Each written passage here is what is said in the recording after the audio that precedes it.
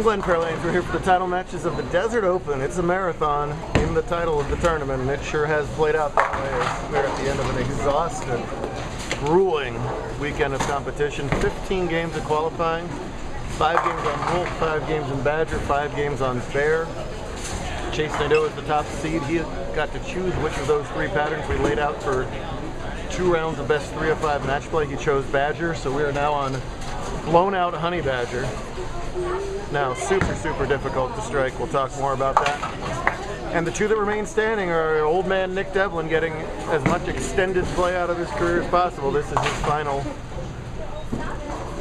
JBT event as a JBT eligible bowler. Of course, he can bowl and hopefully will bowl doubles and team and alumni and all that for many decades to come. But this is looking to wrap it up with his 23rd and final title as a youth, going up against Sergio Torres, who has worked his way through the match play draw, looking to win his 7th career JBT title. Both 9 spared in the first, and a little flat 10 for Nick in the second.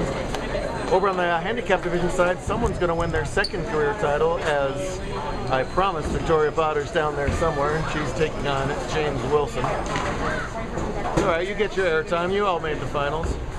Keith, still a little more time to come. South Dakota is done. Fung House will remain open as Potter slides by there. She's taking on James Wilson, and Veronica's getting 17 pins a handicap. So James has to win by 17 to tie, 18 to win. They say 2-handers are just stand left and throw right. Well, here's proof they're not. You cannot wind your way through a field this tough on patterns this tough unless you know very well what you're doing. Oh, and a little late hit. There gets that 4 to tickle over. Catch and strike in the second and a 1-pin lead. Badger, the longest normal PDA pattern at 52 feet, but it has little blocks of volume that are both heavier and lighter, so the ball tends, even on a fresh Badger, to want to hook early and then hit a backup spot right near the pocket, which makes a really challenging angle of entry in the first place. But after as many as 10 games of match play on it, it is tough. Basically, the only thing you can do is a fallback, and you've got to throw excellent shots to get it to the pocket and really label it to get it to face up and get through the 1-3. Sergio does that brilliantly in the second and third. Devlin got here by grinding out frames. He said he had 30 clean for 601 at one point during match play today, so draw your own conclusions there. He was clean through 8 frames of the previous match, and the open he had after that didn't matter, as he got by junior gold champ Solomon Salama in his semifinal match, while Sergio ended the career of fellow Las Vegan Chase Nadeau. Chase's thumb was just destroyed, and he finally took the thumb out of the ball. It was too little for him at that point. Playing for $500 first place scholarships. The winner gets free brackets and free raffle tickets all next season. Devlin does not have a next season, so that portion of it goes to Sergio. If Chase and Nick had made the title match, 3rd place would have gotten that bonus. And in addition to all that, the coveted cacti are in the house. Easily our most cherished trophies of the season. No, not better. Would you like that on camera? I'm going to change the rating of this, but that is what is left of his digit. My goodness. Say bowling isn't a sport, I give you Chase Nadeau's hand. Just really tough to both hit the pocket and get the ball to face up. A lot of flat 10s for Nick. He threw a fill ball in the other pair with that gold ball. I thought it looked great, but this pair could be totally different too. Victoria spared her 310. Her reward for that is leaving a 510 in the next frame. Much tougher. 22 titles. He snagged Bowler of the Year away from Harley and Cortez by winning the Invitational. One final major in its own way, the hardest to win. 3 hardest patterns of the year, bang, bang, bang. No greater test of stamina and versatility on our tour. Now Victoria, check this out. Victoria qualified number 2 for match play. She went 0-2 her first 2 matches and has not lost since, peeling off 7 straight wins to get to this title match. That is astonishing. Sergio will contemplate the double that he's working on. Well, another 2-hander, Wilson. And you see Badger, it does not matter what your rev rate is. If you get that ball right early, it just hits a puddle and has no chance and leaves a really, really interesting split. I guess it's not technically a split, the head pins up, but I don't know too many 1-4-5s. Washout. A lefty washout, says Keith.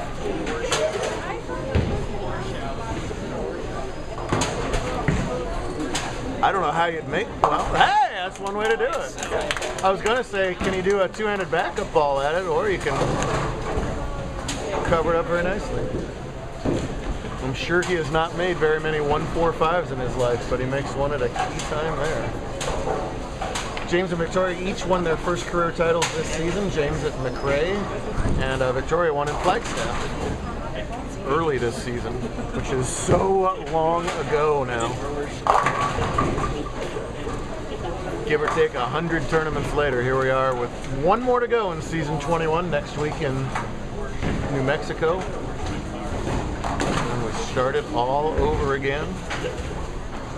Season 22 opens up in Seattle with another TOC/Future C, the wordiest title on tour. Josh stays 2-handed for his spare and just hangs on the covers up that 9. He's clean through 5.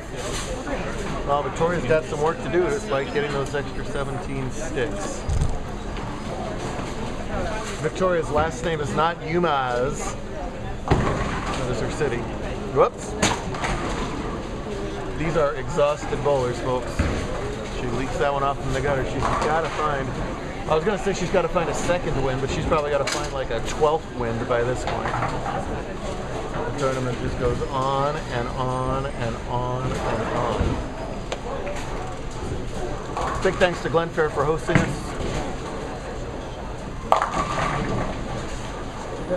They're working real hard to make a nice house even better, so stop by and see them sometime when you're in the West Valley. A lot of West Valley coming up in the schedule this season.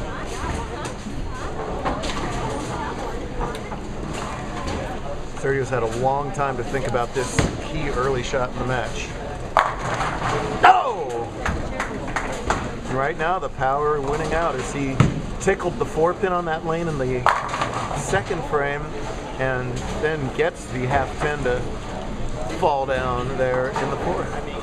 Man, alumni sightings all over. We got an at cuff. I'm tired. I got an Atkin and an A cuff. Put them together and you get an at cuff. Yeah, it's essentially their at cuffs. I don't really think I was wrong on that. Much easier spare for Potter and Butt. Boy, she whiffs it. She's a tired lady. Like we talked about with Wilson, even with that much power, if you leak it early enough, no amount of rotation will get the ball back in a tough spare bucket.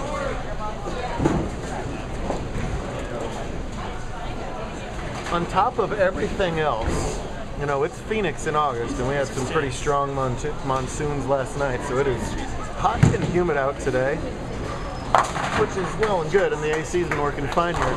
But James is wearing long sleeves.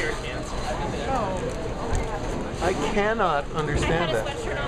You haven't bowled 39 million games. Maybe he's got some reason for that, and you know, if that's the case, you know, so be it. But if it's simply a style choice, I question it. Absolutely.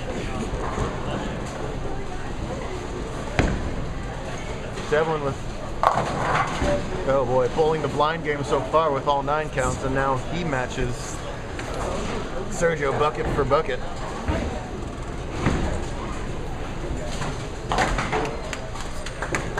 Meanwhile, Wilson remains clean through 6. He is already leading by 41 and only giving back 17, so James in excellent shape. Nick will take most of the hook out of this bucket, but knew it at about 40 feet that it was right in Chop City there, and unfortunately for him, that's what happens. Take a little breather here, a little re-rack breather. Pretty shot from Wilson. James, the number 5 seed, got by Riley Ulande and Abby Franklin in the semifinal.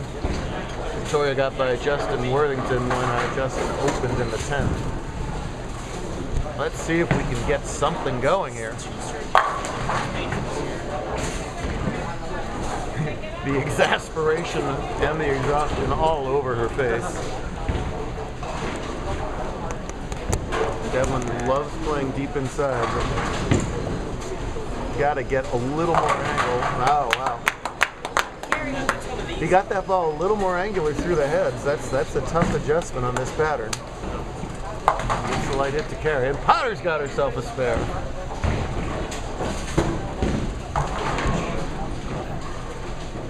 It's so easy for me to say sitting back here talking to that box, but she's just got to find her last little reservoir of energy. So right now she looks like a exhausted young lady. Serge looks like he is finding that last little stretch. He's pulling one of his best games here. Come on, Pins! Very low rev rate bowlers like Victoria have a really tough time in this pattern, so it's a credit to her for getting this far. Because you see that ball is just not picking up any friction whatsoever on the back end. So you have to be very, very high flush to have any chance to carry at that rev rate. Look out. All right. And if you're anything other than a mega high flush, you run the risk of leaving all kinds of 5-8 and 5-10 combos, which is what has happened to her.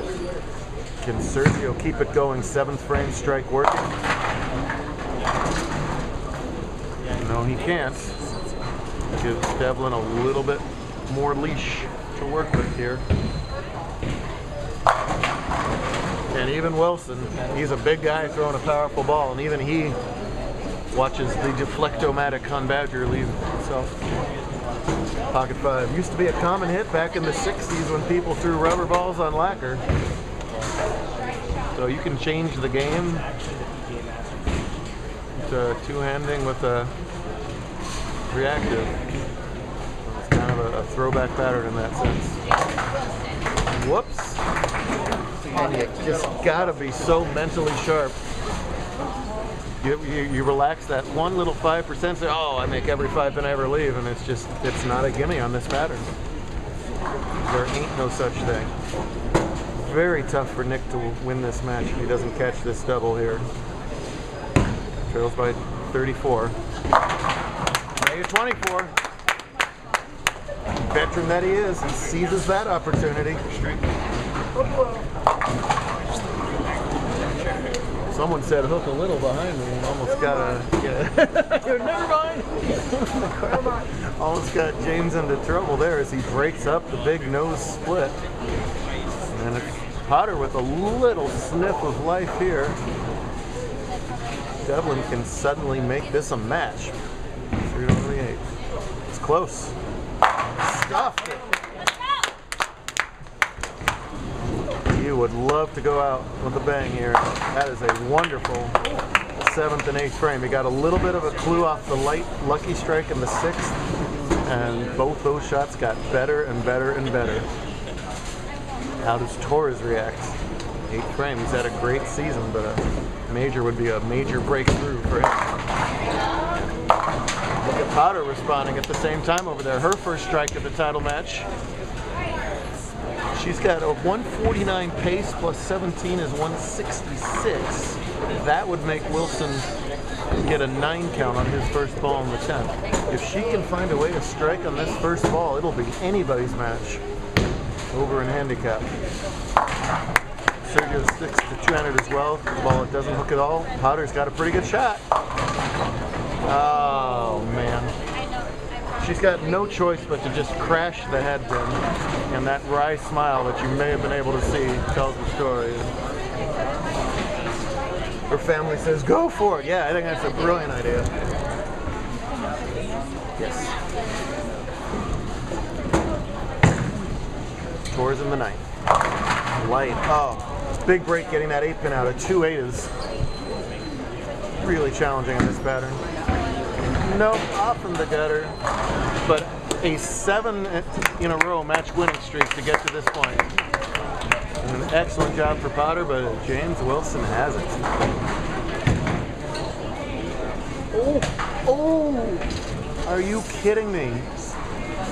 Sort of identical things going on, a little mental error. That ball double dribbled. It never had a chance to pick up a roll. He misses the 2-pin in the 9th frame. That gives him 182 through 9. And all of a sudden, he could easily be shut out of this match. Devlin in the 9th. That's left. My goodness. The ebbs and flows of match play competition on a demanding pattern. Now where's Devlin sitting at? He spares this up to trail by 3 heading into the 10th. Wilson gets a huge round of applause for his open in the 10th. It doesn't matter. He's your handicap division Desert Open champion. What a tough spare for Nick to have to shoot at. It's right at the oil line. All of them. That is a super difficult spare. I keep saying about all the spares, but they are. Everything they're leaving is tough, and they've converted most of them. Here's your scoreboard. Devlin trails by 3.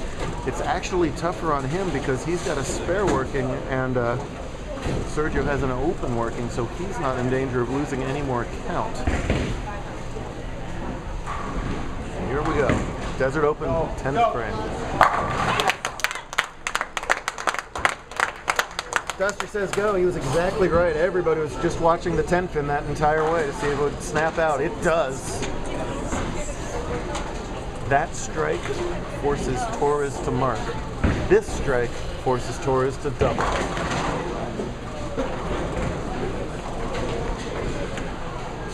The last 2 balls, probably, of Nick Devlin's youth career are enormous ones.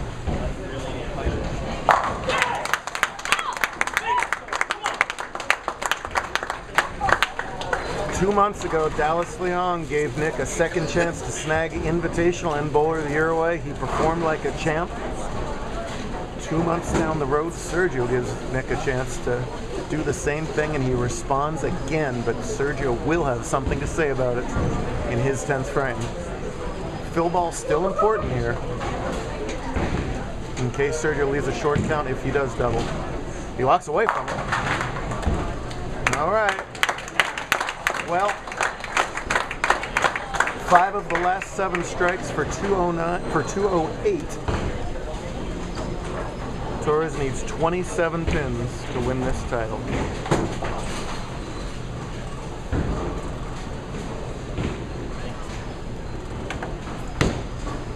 It's good. Ow!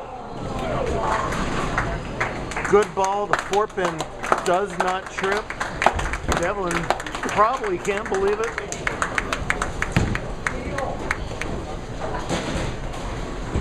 Hard finish for Torres and a dream end to an outstanding JBT career. My goodness. Sergio showing real good sportsmanship there. Great job. My goodness. Fantastic, grueling stuff from Desert Open. We'll do it over again one more time in season 21, a few days from now in Albuquerque. My goodness. James is trying to pick up his trophy. I see you.